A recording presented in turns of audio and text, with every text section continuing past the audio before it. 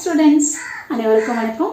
இன்னைக்கு வீடியோவில் நம்ம என்ன பண்ண போறோம் அப்படின்னா, ஒரு சிம்பிள் சர்க்கியூட் எடுத்து அந்த சர்க்கியூட்டுக்கு பூலியன் எக்ஸ்பிரஷனை எப்படி எழுதணும் அப்படிங்கிறத பண்ண போறோம். வாங்க பார்க்கலாம். தி minimum Boolean expression for the following circuit. So இதுதான் கொடுத்துருக்கிற சர்க்கியூட்.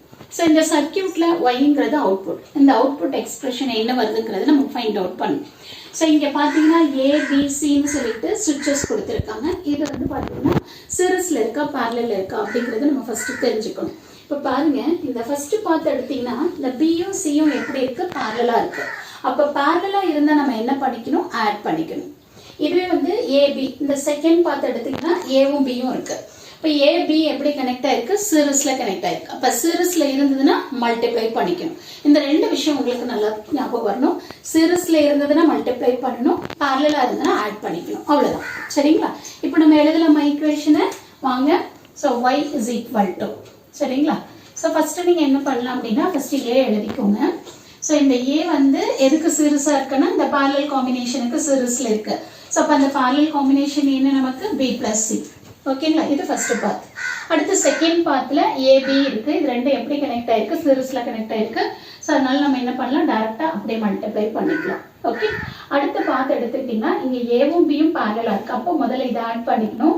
இதை ஆட் பண்ணதுக்கு அப்புறம் இதோட மல்டிப்ளை பண்ணணும், சரிங்களா? So plus A plus B into single. ஓகேங்களா? ஸோ இதை எழுதி முடிச்சதுக்கு அப்புறம் இப்படியே ஸ்டாப் பண்ணாதீங்க. மினிமைஸ் பண்றதுக்கு பாசிபிலிட்டி இருக்கான்னு பாருங்க. ஸோ இப்போ என்ன பண்ணுங்க, நார்மல் மல்டிப்ளிகேஷன் பண்ணுங்க.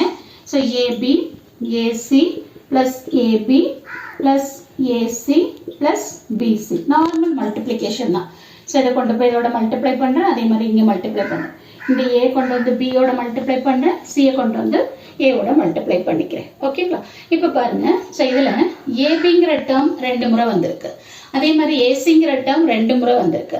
ஸோ இப்படி ரிப்பீட்டடா வருது அப்படின்னா அதை ஒரு முறை எழுதுனா போதும். அத்தனை முறை நம்ம எழுதணும்னு அவசியமே இல்லை. ஓகேவா? ஸோ அப்போ y is equal to AB plus AC plus BC. So இதுதான் உங்களுக்கு பார்த்தீங்க அப்படின்னா ஃபைனல் ஆன்சர்.